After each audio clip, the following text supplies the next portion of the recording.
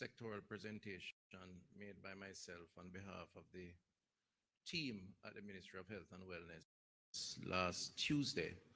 And so this morning, it really is to emphasize a few of those developments and then, of course, to entertain or to accommodate any questions that the media may have, clarity, like further explanation, or any additional information. Um, so the theme of the sectoral really was around transformation, and we made a point that transformation is more than just modernization, which I think by all accounts the ministry has been undergoing with, of course, the government of Jamaica, the Honorable Prime Minister and the Cabinet, sanctioning significant increase in budget, over 143% over the 8-year period, from 60 billion to 143 billion. Significant expenditure in capital expenditure as opposed to recurrent expenditure. Significant expansion in the worker corps, both at the nurses, doctors, administrators, community health aides, moving from over 900 to over 2,200, for example, to improve the ratio of population to healthcare worker.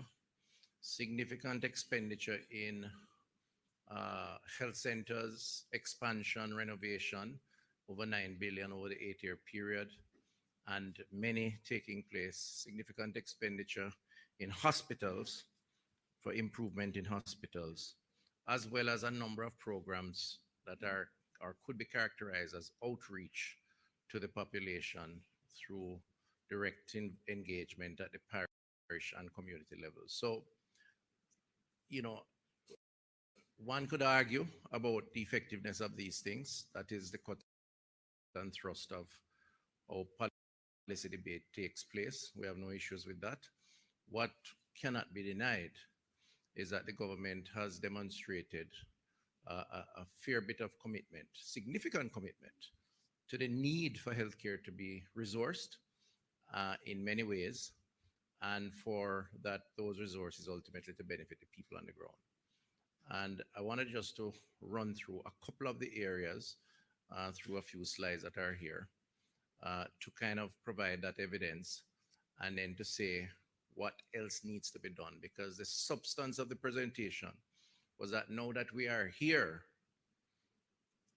how do we get real transformation, meaning the impact on the people and the quality of life or the response to the people? Because it's not just about adding resources, it's about making a difference in the interest of people, the people that we serve.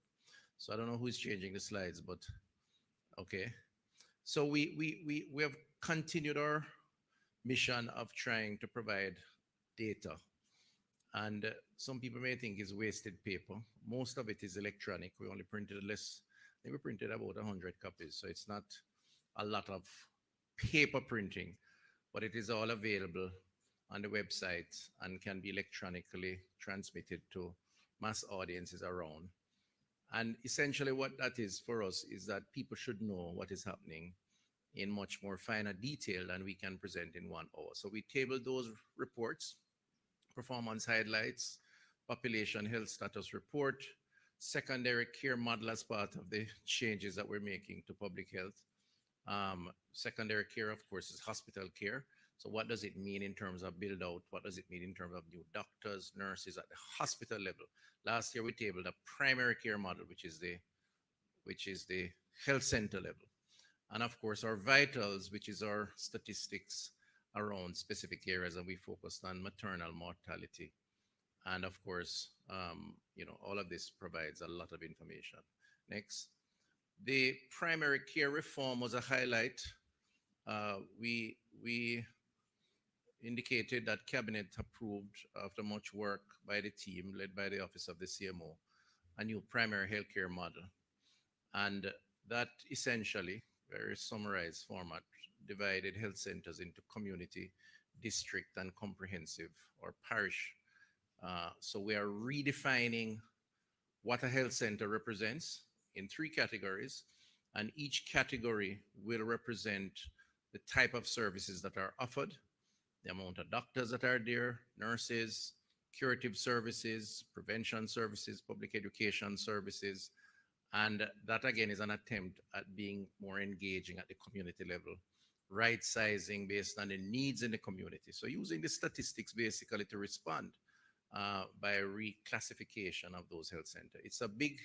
It's a big push because it means something tangible. So for example, the reclassification means that we're adding 370 new doctors to health centers, which means that more doctors will be in the health centers. It means that we're adding more nurses. It means that we're providing more curative services. So instead of going to the hospital for certain services, you can get it at the health center. It means that there'll be more outreach in communities, visitation in homes and communities. In other words, it's an attempt at making our health center more, provide greater utility to keep people in the communities as opposed to the crowding out of hospitals for final services. So a lot of detail is in that, and there's a document to support that. So we announced that. Then we further, as part of our transformation theme, announced a program called Operation Refresh, which is what it says. It's an attempt at refreshing our primary healthcare facilities. Everybody knows that refresh suggests. For us, what it means is that we need to restore credibility to our health centers, meaning get more people to stop at the health center before they go to the hospital. More often than not, people in our communities bypass the health center and go straight to the hospital. And it's kind of logical why they would think that way. They think they get a one stop shop type of approach to the hospital. They go there and that's where all the doctors are, all the specialists are, that sort of thing. So the idea is not just to add more services, but to make the health center as a physical facility in the community look the part, feel the part, and convince people to want to stop there. I know it sounds more like aesthetics than it does tangible. Um, but we're dealing with the tangible in terms of the addition of doctors. We don't want an old broke down building in a community where people think that it's not credible. If they don't look good, people might not want to stop. So we're committing $1 billion over 18 months to improve. Now there are four areas of improvement. Four or three. One is identification of the health center. There are some health centers when we took office as a government that you really don't know is a health center when you're passing it in the community. And identification means signage and proper signage.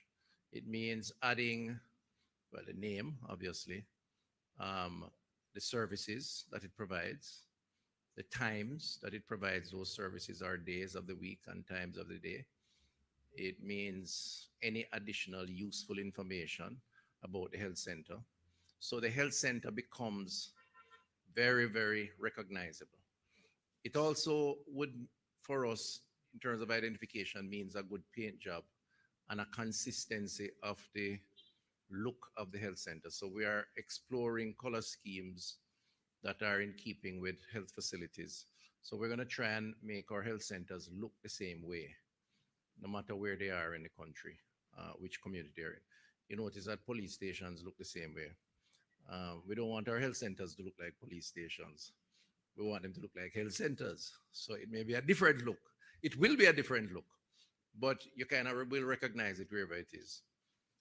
There is a there is an issue about weight and the discomfort of weight, and we want to address it under the refresh approach. So we're looking at waiting areas where patients come and wait.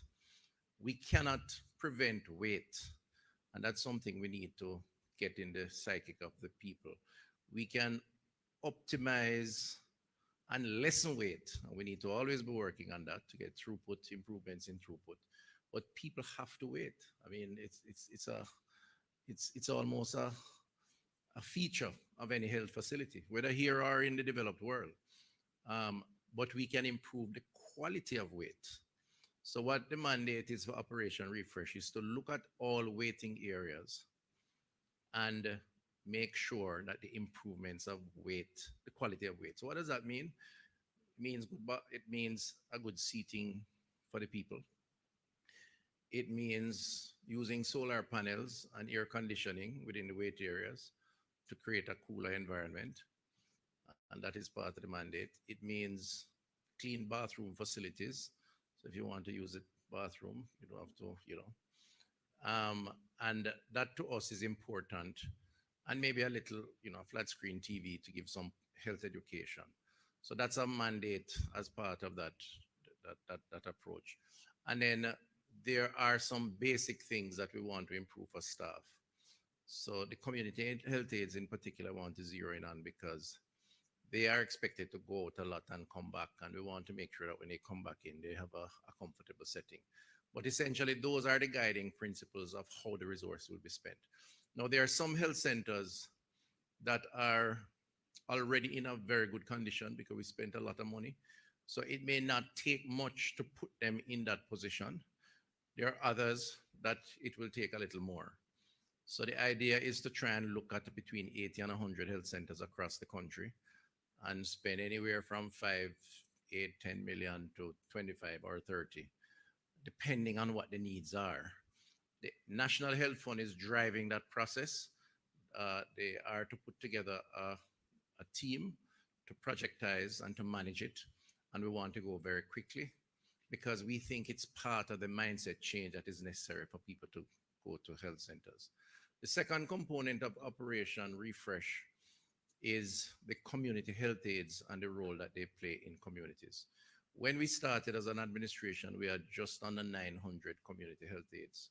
We now have 2,200 community health aides.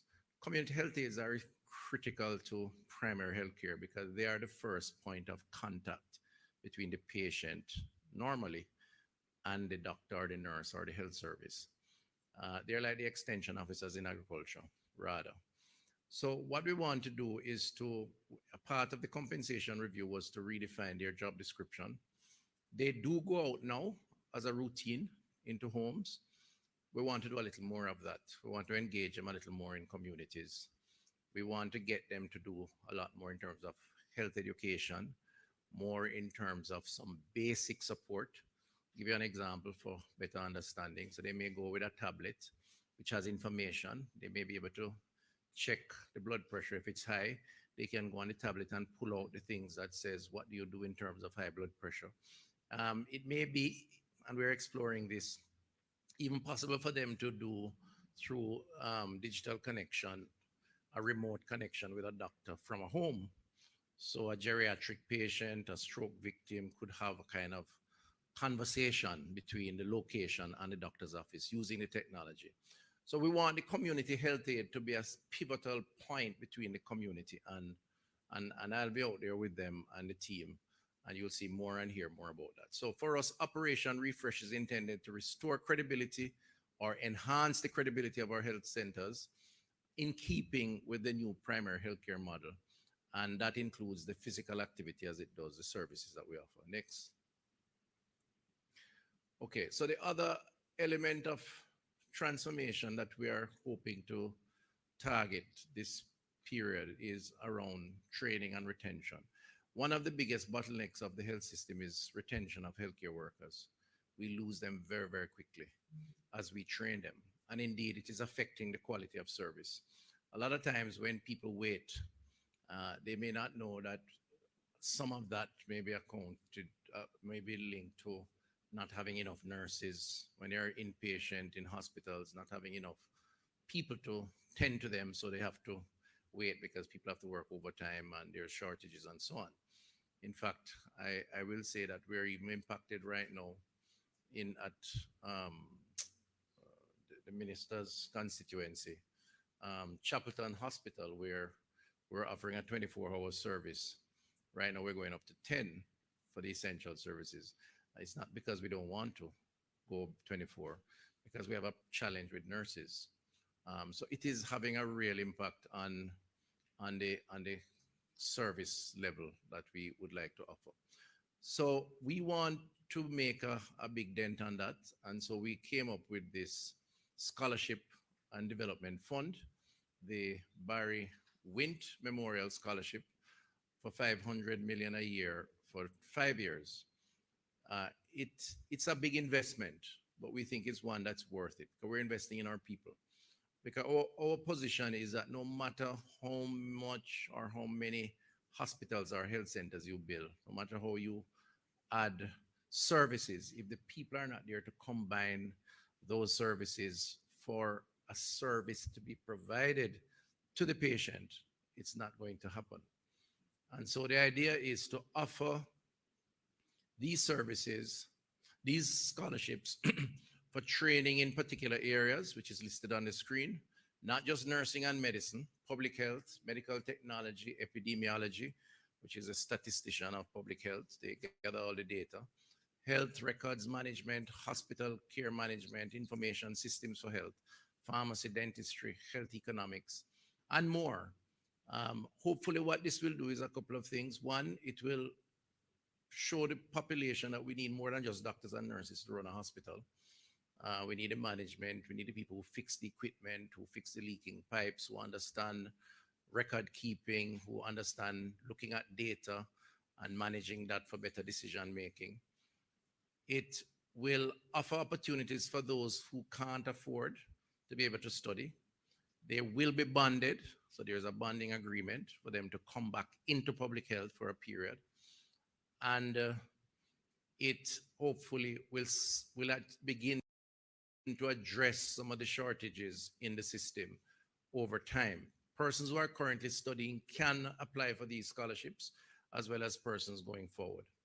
Now, I didn't say this in the sectorial, but we are planning a career expo later on this year, maybe September or thereabouts, where we're going to be inviting, sixth formers and all else who would like to participate. A large career expo focusing on these areas so that we give those who are interested an appreciation for all the disciplines that combine make up the provision of a service in public health. Because we don't want people to just rush studying to be a nurse or a doctor. Indeed, if they are a nurse, there are several categories of nursing that are important. In fact, there are 8 specialized nursing categories that we are highly short of: nephrology, operating theater nurse, critical care, ICU. Those are not just RNs. They have to do a specialization in order to work in those areas. And in those areas, the demand is high, both globally and otherwise. And those are the areas which we need to fill. So we're going to be doing some work in the next few months, because this is a medium-term program, 5 years. So if you miss it this time, you have another year or you have another 4 years to expose the population and hopefully guide some of our young people towards some of these career choices. And more will be said about that. The other element of this scholarship is that it doesn't necessarily mean studying in Jamaican institutions, although that is highly preferred, where those courses are offered here, because some of those specialized courses may require overseas rotation or otherwise. And so one of the things that we're exploring around this, which is why we call it a development fund as much as it is a scholarship fund, is to tweak the syllabus around how we study for particular areas of specialization. I think the time has come, and we said it, for cross-border collaboration around studies, where you can earn a degree studying in 2 different institutions. There was a time when I barely knew how to turn on a computer. Now, I'm a cybersecurity specialist. ECPI University, a leader in cybersecurity education, is helping individuals. Accreditation, which is unusual, but I think is now right for that. And indeed, we did advocate the flexi contract concept, which would allow a qualified person who undergoes this kind of cross-border in training and qualification to work in both places. I see no reason why a specialist nurse who can't be trained between 2 institutions, one here, one overseas, work in Jamaica for a period and work overseas for a period. Indeed, I believe if we gave Jamaicans that choice, more would stay here than would go. The reason why people migrate, my view, based on some anecdotal examination, is that a lot don't have the choice, so they choose to go abroad. When you talk to them abroad, they say, "Boy, I prefer to live in Jamaica, but economics allow, gives me a better option." So we want to explore that as part of going forward. So what we've been doing is meeting with the institutions. So I met with the University of the West Indies. We're meeting next week, I think, with NCU and UTech, right? To look at what their training is around, because they have to drive it. We play a part, obviously, but I want them to drive it. And I made the call in the sectorial for these institutions to step up to the plate, in a manner of speaking, apply some creative application to how they structure their areas of study, make the adjustment where necessary. This is a different world. Healthcare workers are short. Find the best ways to adjust. We have to bring in the nursing council and the medical councils, and let us come together with an agreement that will lead to more training. But we are providing the fuel for that as Ministry of Health and Wellness and as Government of Jamaica. We are being the catalyst to advocate. We are providing a vision. We need the partners to help us to implement that vision. And that to me is the way by which we are going to pull more people in, retain more people, and get the transformational thinking of improvements in productivity and output. That is the ultimate goal of what we're doing in public health. So it's an exciting time, I think, for public health, and an exciting time for those who seek to get involved. And we certainly encourage that to take place. And the government is very committed to this. So thank the Honorable Prime Minister and the Cabinet for their support around this. Next slide. Okay, I'll run through this very, very quickly, but we've spent a lot on capital expenditure as part of the overhauling. I want to just preface this by saying that if you really think about it, since independence, we really haven't spent a lot on capital expenditure in public health. And that has resulted in a lot of our systems failing, our constant downtime, Cornwall being the elephant in the room as it relates to that. So what we're doing now, frankly speaking, should have been done routinely every year or 2 years in public health. And we're kind of playing catch up. But the government has been committed and remains committed to that. So 970 million, that is a work in progress. All of those projects on the screen are taking place now with their appropriate dollar figure. Next.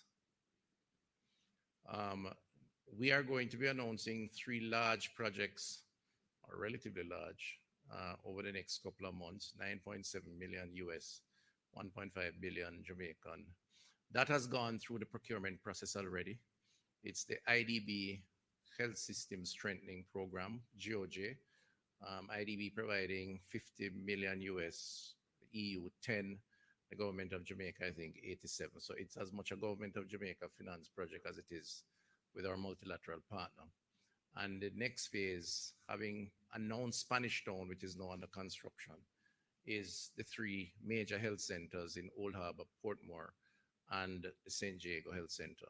So we're doing both hospitals and health centers. And these are very substantial, transformational projects. Next. We're doing work, sorry, go back to Clarendon. We're doing work on Clarendon, Moko, Maypen, West Health Centers, design phase. And we're hoping to go to market the 4th quarter of this year. Estimated investment of 600 million.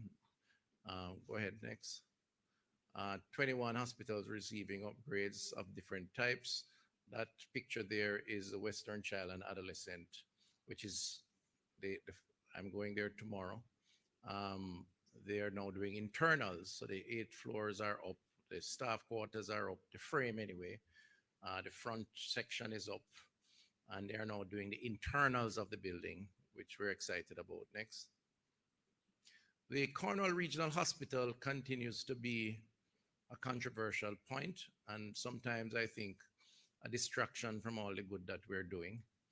I don't have an issue with people raising concerns, because I do agree that this is a project that has taken a very long time, and this is not something that we desire. Indeed, it's something that we regret. But every time we hear a conversation around Cornwall, unfortunately, it lacks context, and it it is designed, unfortunately, by some, not all, because some people are genuinely trying to understand, to create a perception which is not the case. And I try to address that in the parliament by recognizing that we really are impatient to see the completion of the project. But frankly speaking, this is the government that has tried to do it the right way. I don't know that anybody else has.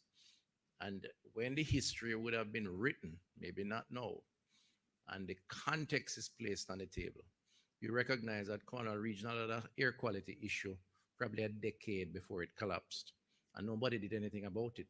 They went in, they pull out this and the other little band-aid here. The base of the hospital was compromised to the point where, God forbid, a catastrophe could have taken place.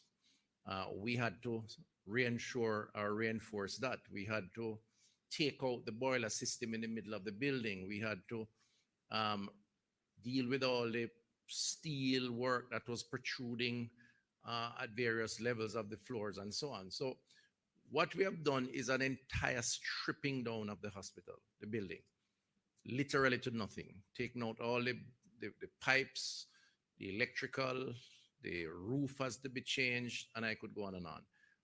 Covered areas that were not covered, so we created greater levels of square footage space.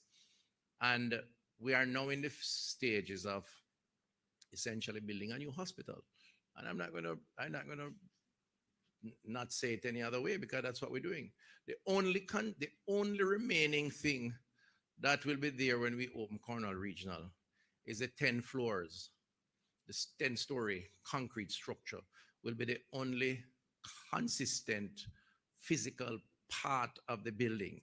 And indeed, it has undergone substantial transformation because we had to go floor by floor to reinforce. Now, I want to clear up a couple of misperceptions again, because repetition is good. Firstly, to date, we have spent 3.5 billion, as said on the screen. This year, we're projected to spend 5.81. And that's because this year, and it has started, we're now putting in the internals of the building.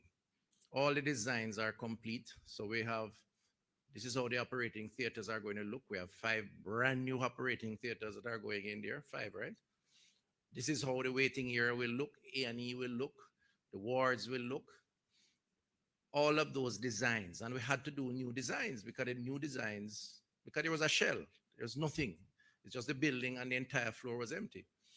And the team, led by the project manager and the office of the PS and others, and the contractor and all the associated stakeholders are busy, including the technical medical staff at Cornwall, have now signed off, and we are now getting to that point where you will see floor by floor being reopened. This cannot be considered a cost overrun. And by any definition, those who want to know just need to check the dictionary probably, or ask an expert what overrun mean from rescoping. Because when it was a ventilation system, there was a cost related to a ventilation system. When it became taking out the broiler, reinforcing the base, taking out every window and every door, dismantling every whole operating theater, removing all the debris, taking out parts of the building that they say had asbestos or something, right? One section. It had to be rescoped. Rescoped. Cannot be considered a cost overrun, right? And hence the new cost associated. Now, we could have decided, the government, that tell you what, just put in the new ventilation system, and when it break down again, next time mold or whatever, we just have to move out people or inconvenience people. We decided not to do it. I believe, and I'm, self-praise is no recommendation. It's not up to me alone. It's the cabinet. We were bold in taking a decision that we were going to solve the problem once and for all. And it took guts to do that. But it also took a lot of work, because what we did, having taken that decision based on the recommendations of the experts, we had to create a hospital around the hospital, which is the other misconception about the 21 billion and its expenditure. First of all, we haven't spent 21 yet. It's a projection, okay? Secondly, it involved a plan. It was a parallel plan. One was to strip the main building down to restore it as a modern building. But every single thing in that building will be new when it's finished. Every equipment, every diagnostic, every tool, everything. And the second, which was more important at the time, was what do we do with the 450 people who are in beds in the hospital when the thing was collapsing? What do you do with the 500 patients each day who came in as outpatients to see a doctor because they had a massive outpatient service? What do you do with the dozens of people who have heart attacks, gunshot wounds, car accident, who came to accident and emergency every single day, 24/7? A hospital is an essential service for those who don't know. And I don't mean to insult anybody's intelligence. It's a 24-hour, 7-day a week, 12 months of the year service. You can't just stop it and wait until you build a new one. If it worked like that, then we probably would have had a renovated Cornwall 2 years after. But let's face it, we had to kind of go along, build out a structure around the structure, which meant bringing in Noel Homes in Hanover, Falmouth Hospital in Trelawney, building out 2 additional operating theaters, for example, in Trelawney, renovating buildings, shutting down the Mount Salem Clinic, which is on the compound, converting it into an A&E, doubling the capacity, building a new diagnostic center, taking out all the nurses, some of them had to be relocated, converting the nurses' quarters into inpatient wards. So we had to go in there, and you don't just take out the nurse and put patient in the ward. You have to put in plugs, to put in ventilators and piping and for oxygen, dialysis, creating a new dialysis center. I mean, it really is a case study on how to manage a crisis. And I am of the view, contrary to many people, that it is nothing short of heroic what the team has done, those on the ground at Cornwall, to maintain a service while dismantling a main building. And it costs money. So some of the 21 billion, the 3.5, not the 21, the 3.5 that was spent on Noel Homes, Falmouth, and building out all of these services around the hospital. And it was done because it had to be done. Otherwise, we'd have to put 450 people on the road. And clearly, that's not practical. And that certainly would not be an option for the government of the day. So when we speak about Cornwall in this kind of disparaging way, it is an insult, I believe, to the people who have been involved in the process, the doctors and the nurses. It is an attempt at discrediting the government. Government is not, well, let me not say the government. I am not devoid of criticisms, because there are some things we could have done differently if in 2020 vision. I mean, we went through several project managers. We started with the UDC, then we moved to UNOPS, we went overseas, because we never had any experience in hospital build out. So went to the United Nations hospital system. They changed about 3 project managers during the time because it wasn't working. Then we had COVID. So literally the project stopped for 2 years or more because nobody was going on a building during that period of time.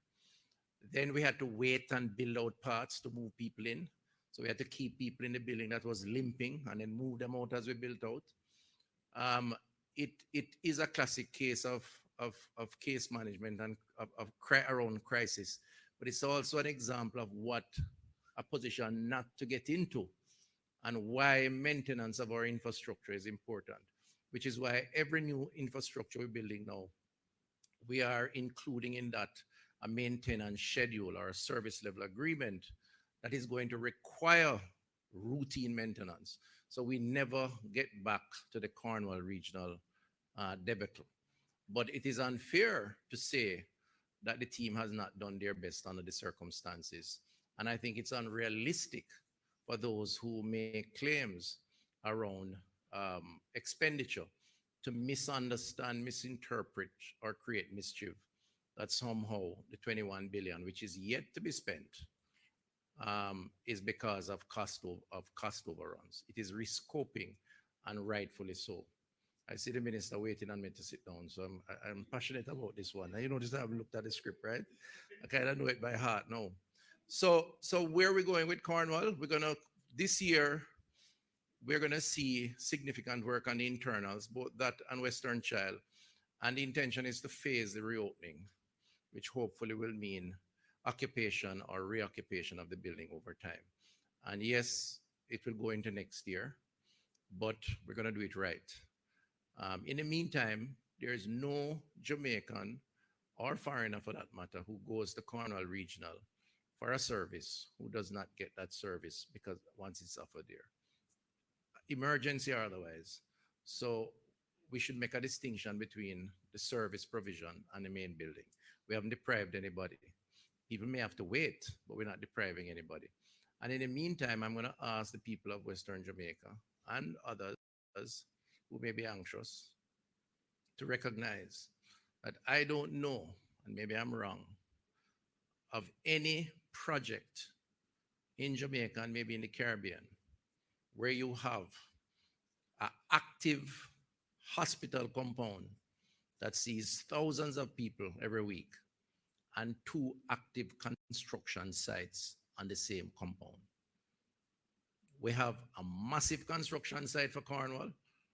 We have a massive construction site for Western Child and Adolescent, workmen, cranes, trucks, things going in and going out, and we're pushing people in trolleys and on stretchers and carrying them from one space to the next.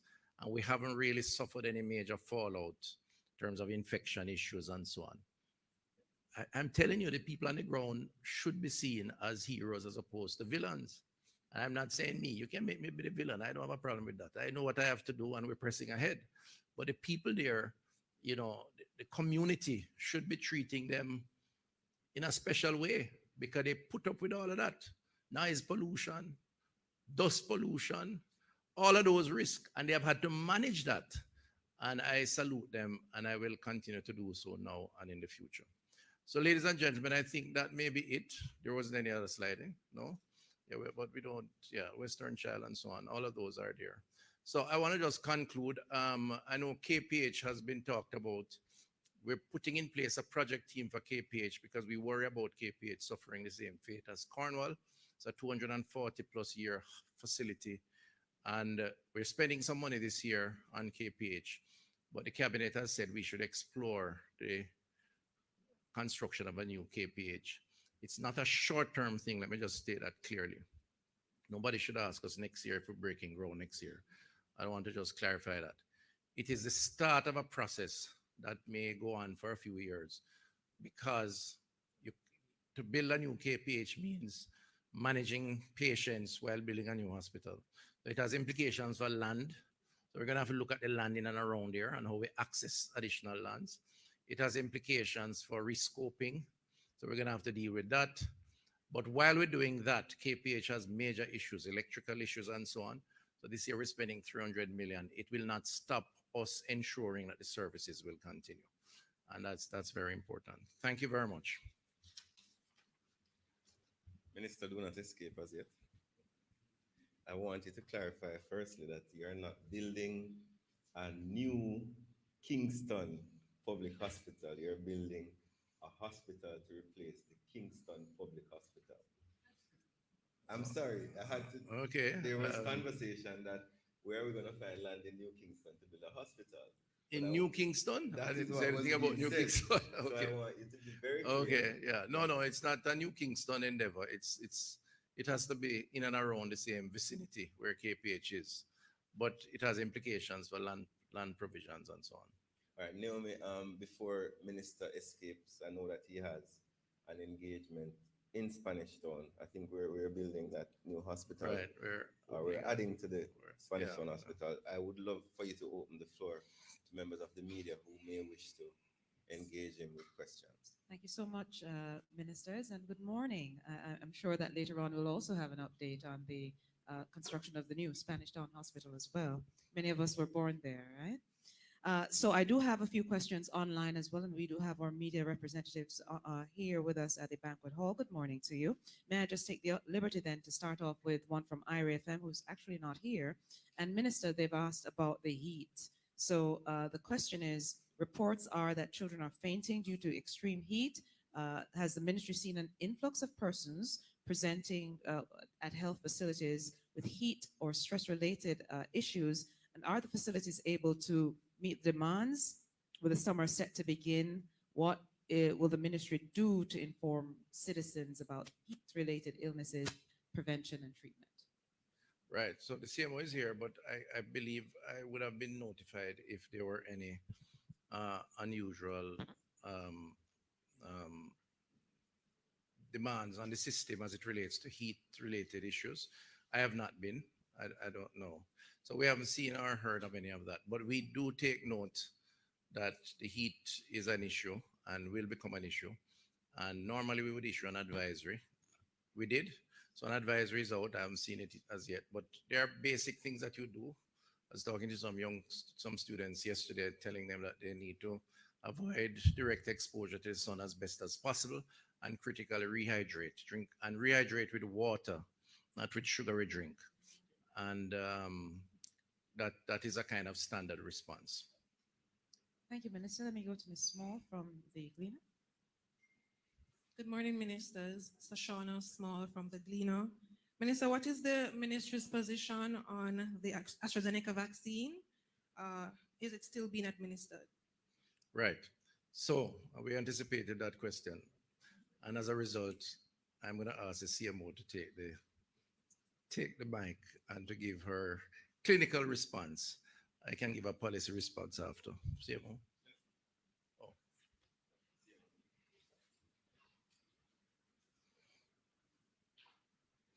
Hi, morning, everyone. Specifically to answer your question, no, we're not administering the AstraZeneca vaccine anymore, simply because it has not been on the market. Okay, and just generally to address the concerns that have been in the public space for a few days. AstraZeneca had released their vaccine from late 2020, and Jamaica started using the vaccine in March 2021.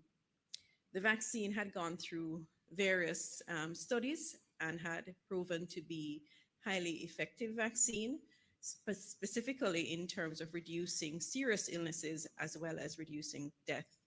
And so the vaccine was widely used early in the response to COVID, and over 3 billion doses were produced worldwide and were provided to persons. It is estimated that over 6 million lives were saved because of the AstraZeneca vaccine. Now, all medications do have side effects, and very early in the clinical studies that were done, the serious side effects, the rare side effect of blood clots was not discovered at that time. But certainly the process of any new drug being released on the market does not only stop at clinical studies. After the medication is being used, then you have post-market surveillance that continues to assess if there are any effects from the vaccine. And from as early as in the second quarter of 2021, we would have been alerted to the possibility of side effects, including clots associated with AstraZeneca. I remember at the time we had several interviews about it as we sought to reassure the public on the use of the vaccine. This complication is extremely rare, occurring in about 2 per 100,000 persons, where there is an association of the formation of clots. And within that group of persons that can have this effect, then of course you will have a small percentage of persons that will have serious outcomes. And these, side effects are common with all medications. But in response to that, you would have found that there was some decline in the use of AstraZeneca. However, at the time, we always have to weigh the benefits against the risk. And AstraZeneca was a main tool in what we had to respond to COVID at the time. And so the benefits far outweighed the risk that were there of these extremely rare events. And so the vaccine had continued to be marketed. But as the other vaccines became more available, the RNA vaccines, the Pfizer vaccine, Moderna, then of course in many countries you had a decline in the use of AstraZeneca.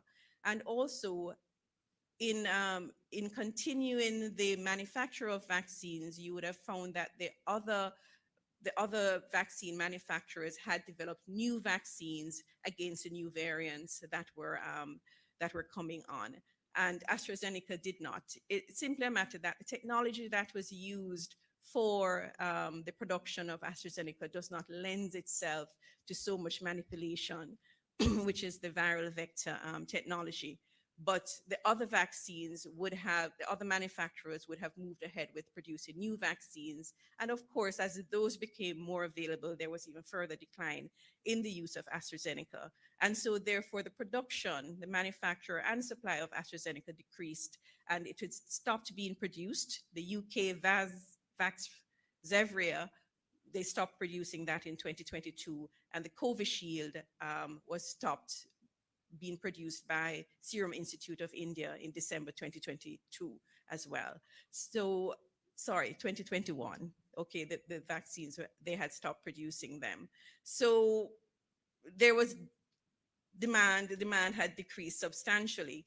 And so it is understandable that the manufacturer would start withdrawing the licenses that exist. So in Jamaica, we continue to vaccinate against COVID following the WHO guidance in terms of boosters that are available. And since July 2022, that is when our last dose of AstraZeneca, the set that we had expired, we have not been offering AstraZeneca anymore. The side effects I note that persons are concerned about tend to happen between 3 days to 3 months.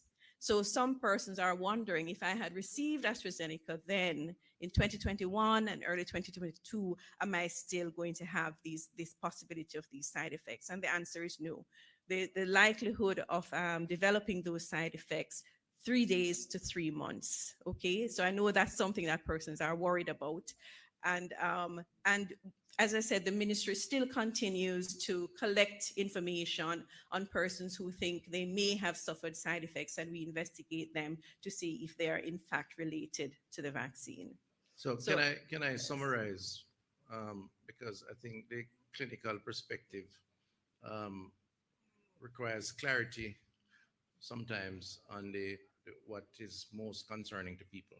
So essentially, and this is not to devalue the concerns that may be there, all medication comes with side effects, including vaccines.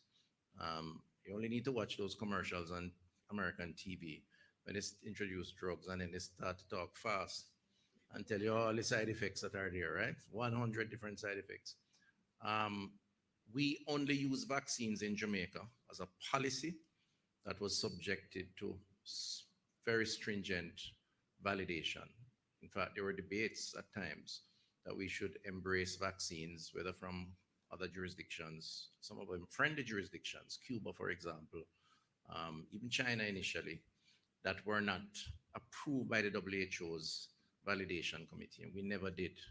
So I heard you talk about Cuba and why we didn't take Cuban vaccines. We are very friendly with the Cubans, of course. We benefited a lot from their personnel, which we appreciate, but we never embraced the vaccines because they were not approved at that level. And the same for other jurisdictions. So we were comfortable with the risk that would normally be applied based on that validation. And so that vaccine was available. Remember the context, vaccines were short and we embraced. As CMO said, the vaccine was known to come with side effects in a very small percentage of times, and that those side effects would be most noted within 3 months of taking the vaccine.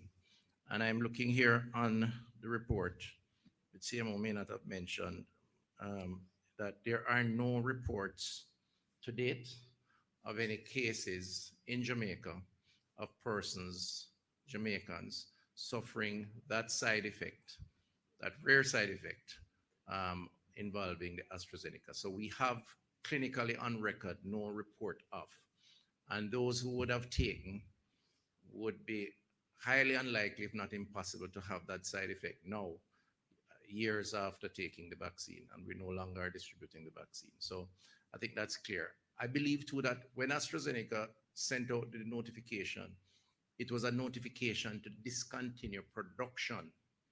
And there seemed to have been some interpretation or extreme interpretation that it was a notification based on a recognition, maybe, that the vaccine somehow was going to, create an adverse reaction to people who have taken it, the how many millions of persons who have taken it. And I think it has been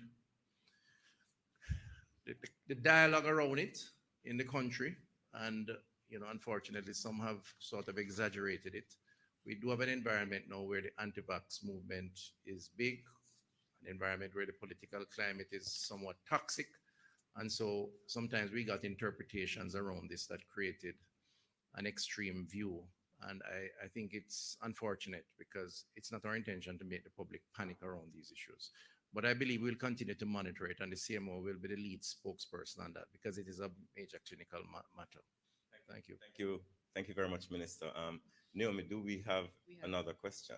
So we have two more for Minister, including one from Arthur Hall, but I'm just recognizing the fact that IRFM asked questions related to that. Minister, you have answered in terms of any numbers of persons who might have been Right. impacted. None, None on record. as you're saying, and therefore the issue of compensation is negligible because there is none.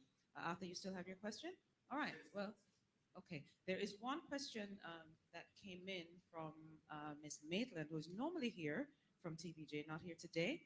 Please ask Minister Tufton about the extent to which the ministry is involved or has knowledge of any breakouts of any health disease in lockups or correctional centers. Are there assigned health professionals there, and are they enough? I am not aware of any. Are you aware of any? Not since the 1 month ago. Huh? A few weeks ago. But we do have a strong relationship with the penal institutions, and we provide support wherever there is an issue. We normally send in the team. Thank you very much, Minister. Thank you very much, Minister. I want to thank Minister Tufton and his team, the Permanent Secretary, Dr. Biseso, as well as your support team. I'm going to ask, I know that you have a prior engagement, but I'm going to ask members of the team who can stay if they would be willing to stay, as we have a special guest who is actually here to also make a presentation. But before that, okay, well, Minister, the special yes. guest is here. Indeed, he Prime is. Minister has decided to join us at Post Cabinet. He is on his way through that door. He'll be speaking on constitutional matters, and he will also be joined by the Minister of Legal and Constitutional Affairs. And Minister, you can.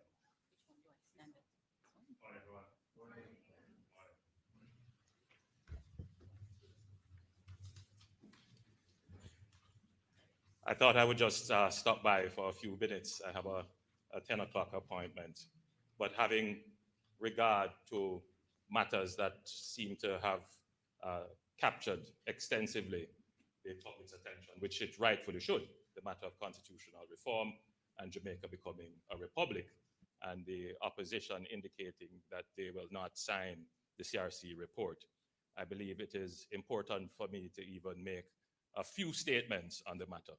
I have deliberately, during the entire course of this action, refrained from making any statements lest it be construed politically and used as an excuse to derail the process.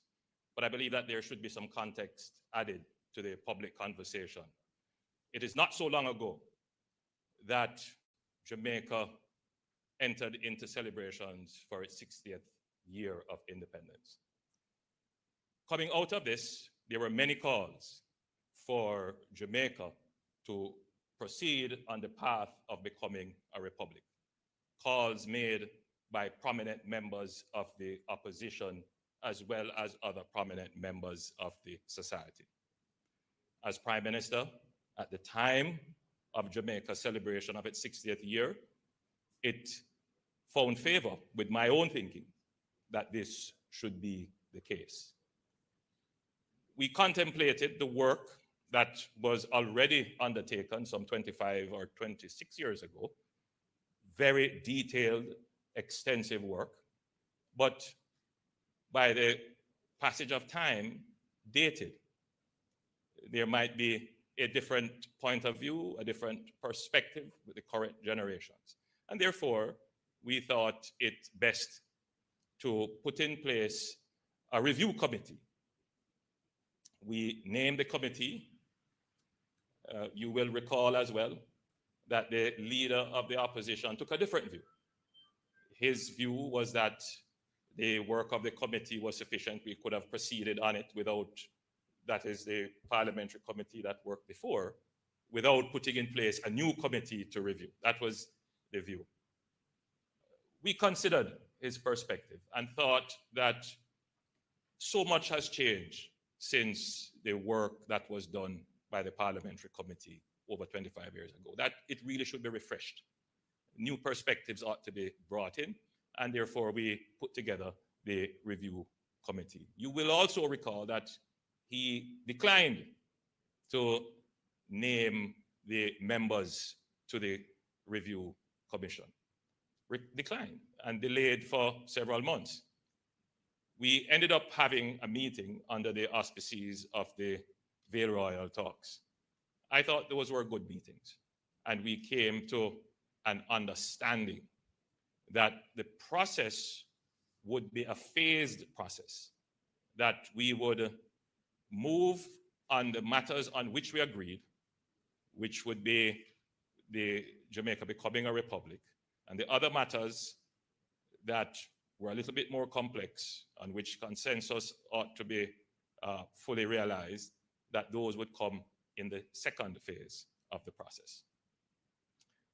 As a result of that meeting, that is the Vale Royal talks, the leader of the opposition agreed to name members to the CRC. And as a result of that, we moved forward with the review. So we had I would say, reasonable expectation that we are proceeding in good faith. The second issue raised from the appointment of the CRC was the breadth and depth of consultations. And you would recall that there were some issues about the membership, and we reviewed that, and we extended the process of consultation to include island-wide consultation and specific interest group consultation. So my own view on it is that the CRC, the Constitutional Reform Committee, Review Committee, they have done quite an extensive job in conducting the review and taking into account the opinions and views that are widespread in the country. At this juncture, I would like to thank the members of the CRC for the work that they have put in. I happen to know that many of them would have sacrificed their own private endeavors and affairs in order to pursue this matter because it is of such grave national importance. And therefore, I would like to thank them all for their time and effort that they have spent. So my initial assessment of the response of the opposition is that I am disappointed, but I am not surprised. I'm not surprised that they would have tried to find every way out of seeing this process through to its rightful conclusion. I would like to say to the Jamaican people that the efforts that the government has made is not in vain, that we will continue to pursue consensus, because the truth is that you cannot disturb the constitutional and governance architecture of the country without consensus. That is the reality.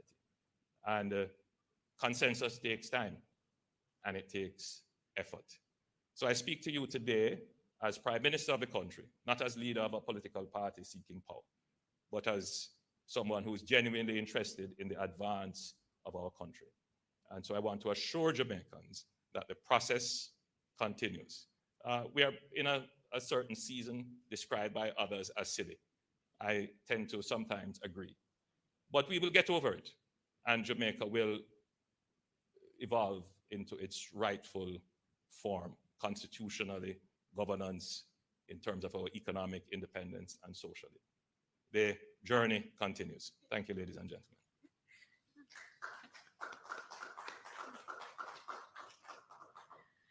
Thank you, Prime Minister. Thank you so much. Ladies and gentlemen, I am very pleased to report progress in the constitutional reform work.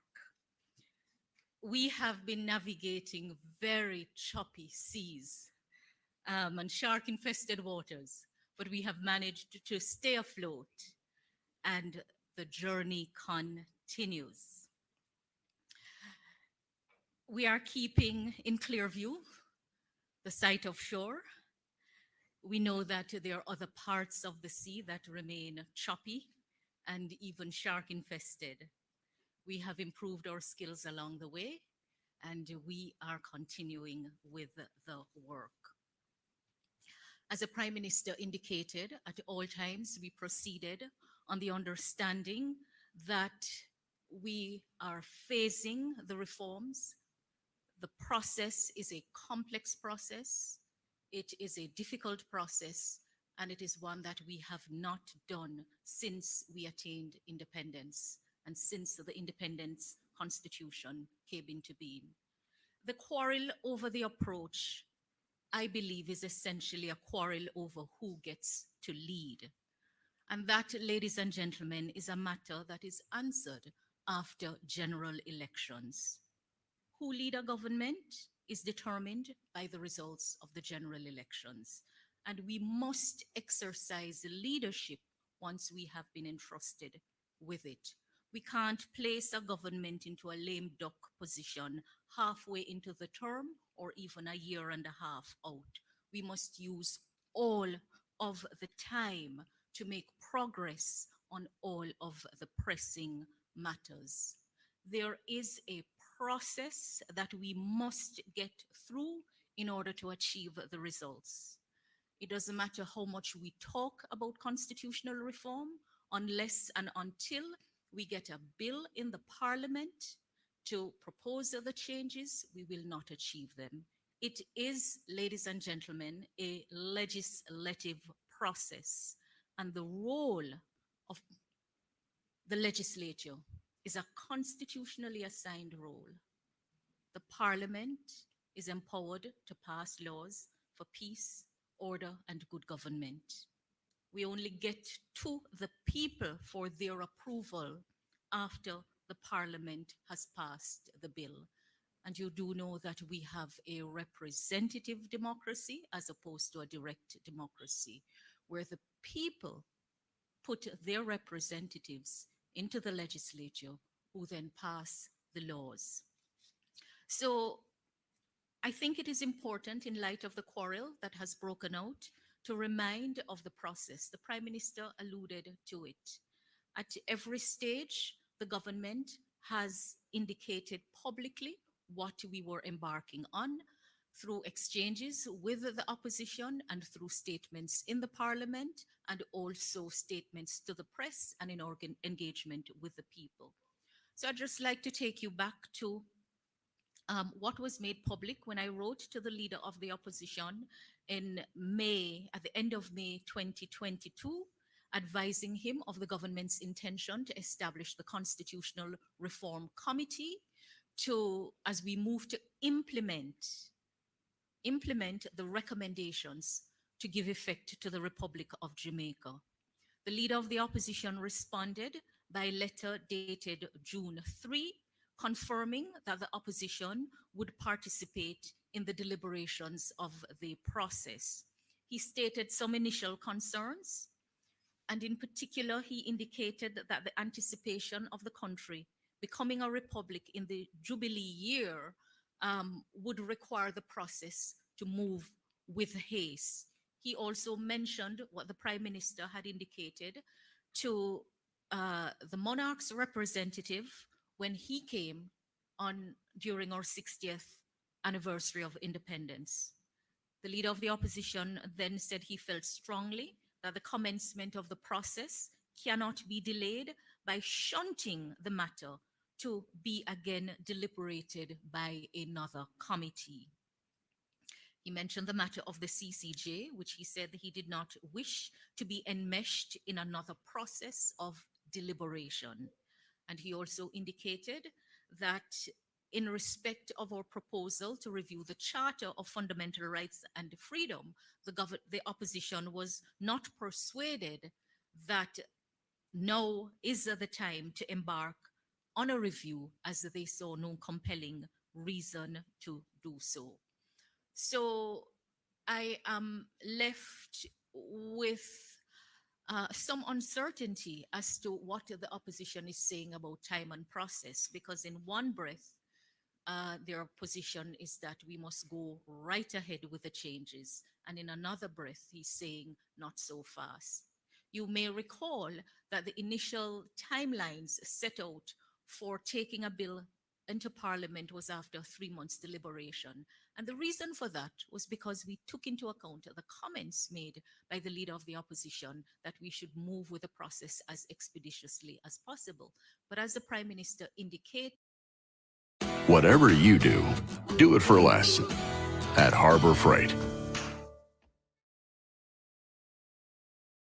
what happened in the intervening period. And that is why the committee was put in place to look at the recommendations and advise the government on those recommendations. I believe I should also point out that the matters that are deeply entrenched have not changed since the Constitution came into effect. So in case you're wondering why look on the previous work, it is because it's the same set of provisions that we have to deal with. I have no say in those provisions. The Constitution sets them out. The Constitution sets them out. And if we dishonor the process of the Constitution, then we would act unconstitutionally. So, ladies and gentlemen, I am very, very pleased to report progress. I join the Prime Minister in thanking the members of the committee who have dedicated their time, who have showed up, who have engaged, who have brought their own expertise in ensuring that we can move ahead. So here we are. The process has yielded a report after some delay, and the report is before the cabinet for consideration. The role of the committee is advisory. The cabinet will deliberate on the matters and bring its own view as the principal instrument of policy.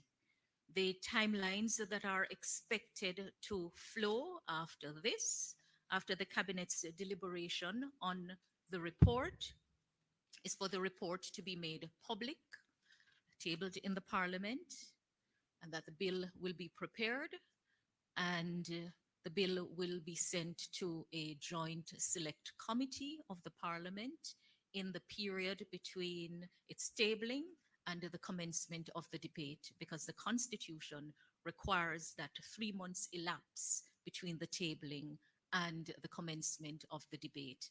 the Constitution also prescribes that another 3 months must elapse after the completion of the debate and the voting. And so we believe that the process is designed to take into account views expressed in the public and during the course of deliberation. I have been reflecting a lot on the conversations in the public space, and I feel compelled to say that as we embark on this work to rebuild the foundations of the nation, we have to come to terms with our love affairs with talk and little action. My goodness, we can come up with a brilliant idea just like that. And then we let that idea linger and linger and linger, and we don't implement.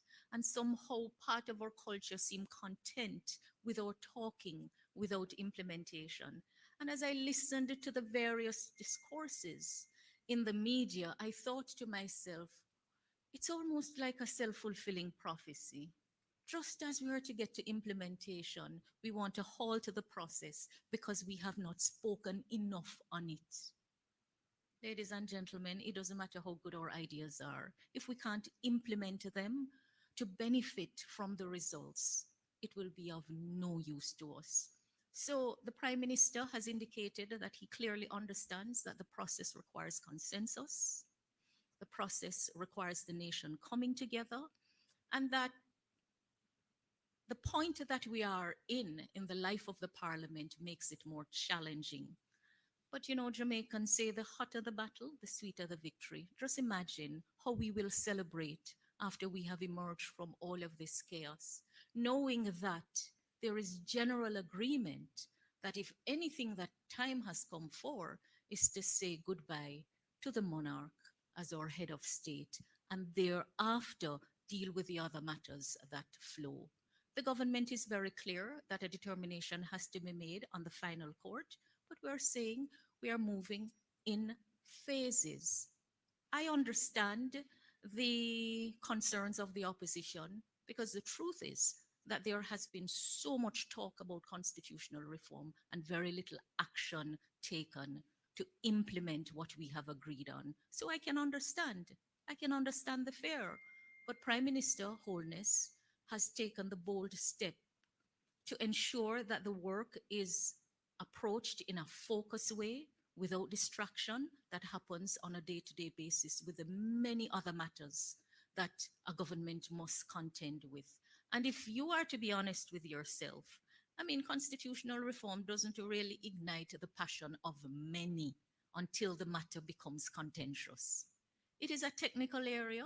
It requires technical expertise. And so it also requires the focused attention that has been given to it. The Prime Minister will respond to the letter sent by the leader of the opposition, essentially raising 3 issues. The first had to do with the matter of the final court. And we were always of the understanding that having accepted that the process would be phased, what they required was a clear timeline as to when we would get to the issue.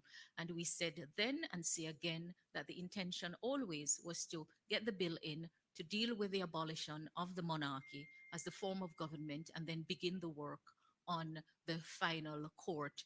Because the truth is, ladies and gentlemen, public opinion is divided on the matter.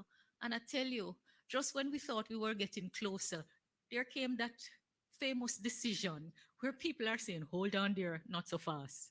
You know, we really want to talk about this thing and get a better understanding. But as we look on the issue of a final court, we must also look on the issue of justice, the kind of justice, the philosophy of the court, having had the experience that we have, what it is that will be in the best interest of Jamaicans who use the court system to resolve their differences. And also bearing in mind that the court also determine what is the appropriate limit of the executive and the legislative branches. So the matter is a matter that we must approach in a very studied way. And that does not equate to delay. I just can't understand how it is that now that we get to the stage of moving closer to implementation, we're accused of rushing. after such a long time of delay. The leader of the opposition has raised some issues um, that should be considered by the committee, but before the committee got an opportunity to respond, he went public with those matters. We do have a draft response on the issues raised, but I sincerely believe that notwithstanding his going public with them, the matter must first be deliberated within the committee. So I really crave your indulgence, ladies and gentlemen, to allow the committee to respond to the issues raised by the leader of the opposition, and thereafter we will make those responses public. It's important that we appreciate that overall we're calling for better governance. We're calling for greater accountability in government, and that must take into account processes and procedure. Procedural justice is as important as substantive justice, and we cannot rush to impugn the integrity of processes because we want outcome and we want what we want here and now. So in the midst of the choppy waters, we have remained afloat. And I've said from day one that the move to change the form of government is a righteous move. And I believe that when we embark on righteous causes, the universe will unfold to ensure that it happens. It doesn't mean it will happen easily or without having to cross obstacles. But under the leadership of Prime Minister Holness, we believe that this is the move that is best for the nation of Jamaica, and that we will proceed to take the other steps. We can't say what the opposition would do if they were to lead government. We can only speak for our approach. And the Prime Minister is prepared to continue the process to its rightful end, step by step, stage by stage, phase by phase. Our commitment is to do what is right for the people of Jamaica who have entrusted us with these seats of authority and roles on their behalf. Thank you. Thank you very much, Minister. I know we're a bit over time, but we will be allowing questions, Absolutely. Naomi. Yes. Thank you, Minister. We'll start off, Mr. Hall. Good morning, Minister. Arthur Hall from the Jamaica Observer. Good morning, Arthur Hall from the Jamaica Observer. Minister, two quick questions. Yes, sir. One, why can't the decision on our final appellate court be done in phase one? And can you respond to people that say we're now in the political season? Maybe we should put the reform on hold now because people are seeing things in orange and green lens at this time. So let me answer the other one. We are where we are in the life of the parliament. I do not believe that it is beyond us to rise above the partisan colors and to hold the national interest in strong view. The Constitution contemplates that the process can take place over the life of two parliaments, and I think we should move to do what we can and take it in stages. Because if we delay it, Arthur, you know what people are going to say? My God, Choman, make it just stay. So many times the people's interest have been ignited and we put it down. We have had so many false starts. Do we really want that self-fulfilling prophecy that nothing will come of it? Some thought nothing would have come of the work of the committee, and yet it yielded a report. Thanks to the members who dedicated their time and gave so much over the past year for the work. The second thing is that the matter of the court is not a deeply entrenched matter. And so the logic to the phasing was to start with the matters that are deeply entrenched and for which a constitutional referendum is required to change.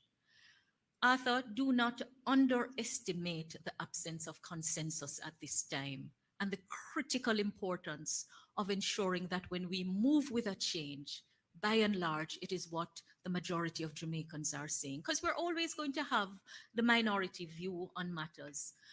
But as far as we have read the pulse, there is consensus on changing our head of state and replacing King Charles III, King of Jamaica, with a Jamaican president for the Republic of Jamaica. Thank you, Minister. I believe we have another two persons wanting questions. Let's go to, since I gave you, would you be able to, all right, fantastic, Mahiri. Morning, Minister. Mahiri Stewart from Nationwide News here. Question, was a new Senate composition part of the deliberations with the CRC? And if so, what were those deliberations? Yes, a new Senate composition was part of the deliberation because it is a matter that is deeply entrenched. The previous recommendation spoke to the expansion of the Senate beyond representatives of the two-party in the parliament to having a wider representation, what's called independent senators. And the other jurisdictions in the Caribbean that attained independence after Jamaica have similar provisions. Yes. And just to say, you know, although when you're making substantial shifts in the nation, you may sometimes have to get an indicative, make an indicative call from the people. And the matter of the court is a fundamental matter. In one breath, I've heard it said, don't take the pulse of the people on it. But if we remain as divided as we are, we may have to hear from the people formally on the matter of the final court. As we know, we must move to make a decision on which final court. All right. Do we have, oh, Yeah, we do. two questions. Good morning again, Ministers. Shoshana Small from the Gleaner. Minister, I know you've been speaking about the final court, but I believe it was in May or October rather that you said that the government would state its position. We're now in May, 7 months later, and we haven't heard anything, any indication as to what the position may be. I think, Sashana, it is that many have bought into the narrative that the government has been unclear about it. The government has not been unclear about the matter. The government has said that as part of the move to make Jamaica a republic, we will have to decide on a final court. At one stage, there were three options before us: acceding to the appellate jurisdiction of the Caribbean Court of Justice, bearing in mind that we already have the original jurisdiction. The Caribbean Court of Justice is part of our court structure because we're a member of the Caribbean community. Believe it or not, there are many Jamaicans who are saying retain the Privy Council in spite of all of the challenges. And I think after the cartel case, when I've read the comments online, I see so many still discussing the matter. And some have floated the idea of a local final court because they're saying that if you move from London, you don't want to move to Port of Spain. And if we're talking about real decolonization, it means that you're bringing it to Jamaica. And even as I looked through the comments after the leader of the opposition's press release, I saw that point being raised again and again. It's just an indication that the views are many and varied on this matter, and we will have to work to arriving at consensus on it. The majority of the People's National Party may have gotten to that place, but we also know that members who identify with the People's National Party have expressed another view on the matter. Okay. My other question is for Minister Morgan. Minister Morgan, where are we at with the review of the Access to Information Act? Have you received any responses from the Attorney General relating to that? Thank you very much. I would like to ask the Chief Technical Director here at the Office of the Prime Minister, who has been assisting us. Thank you, Minister. Yes. Who has been assisting us with the process to engage with us, so I can give you a proper response. CTD Brown Pinnock, so she will attend upon the lectern area, and then Can I have the draft as well? Yes. So CTD, you can take this other lectern. Okay. Can I have the draft as well? Yes, well, you can take it up. That is fine. All right. So we have We have been engaged with the, I'm sorry, Minister, would you be able to raise the microphone so we can hear? Yes. my go ahead. apologies. So we have been engaged with the process for a very long time, even before my time. I've only been Minister of with responsibility for information for approximately 2 years. And immediately as I became minister, we started the process of seeking to reform the law as was promised over 14 years ago. And CTD, could you outline where we are now in the process, please? All right, so currently we have forwarded certain documentations to the AGC, and we have requested a follow-up in terms of receiving their response, because what we have done is upon receiving the report from the Joint Select Committee, we prepared a cabinet submission, and as a part of the process, we have to do what is called stakeholder consultation. And so the documentations were referred to the AGC, and we have been following up, and we await a response from them.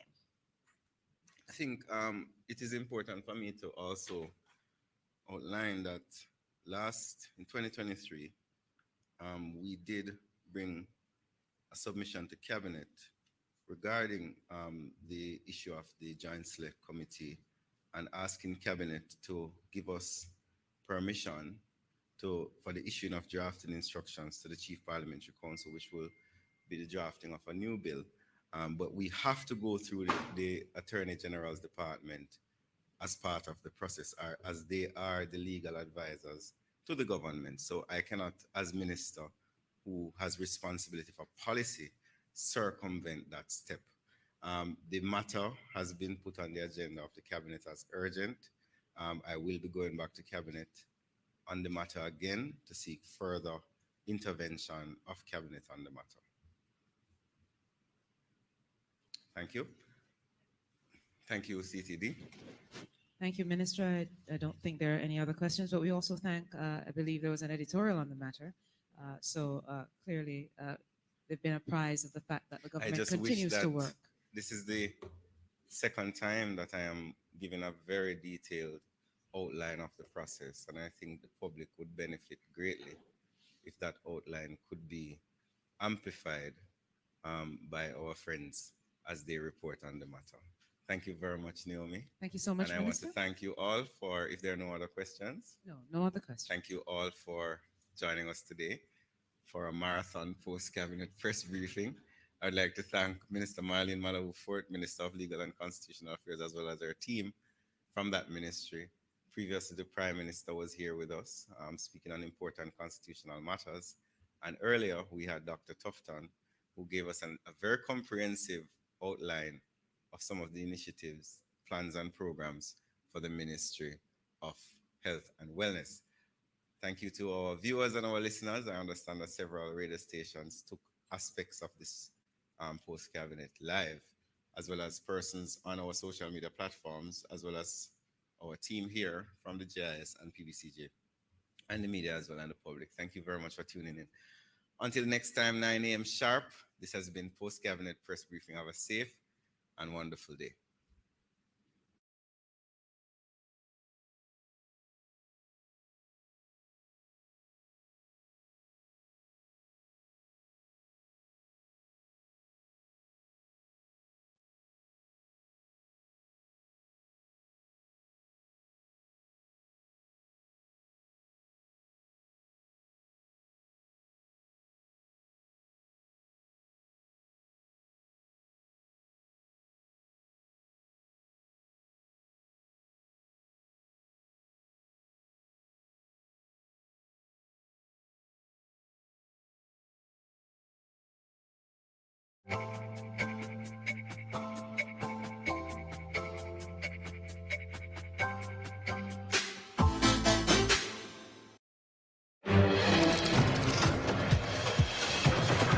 Molly Jackson with a breaking news special report. Donald Trump on trial, but we're learning he may not end up on the stand at all after an explosive day with a tough to follow at times cross-examination of the prosecution's star witness. That's Michael Cohen, who prosecutors think can connect the dots between that $130,000 payment to Stormy Daniels for her silence about an alleged affair, one that Mr. Trump denies, and today got personal with the former president's lead attorney, Todd Blanche, asking Cohen if he called Mr. Trump a crying little blank or that he called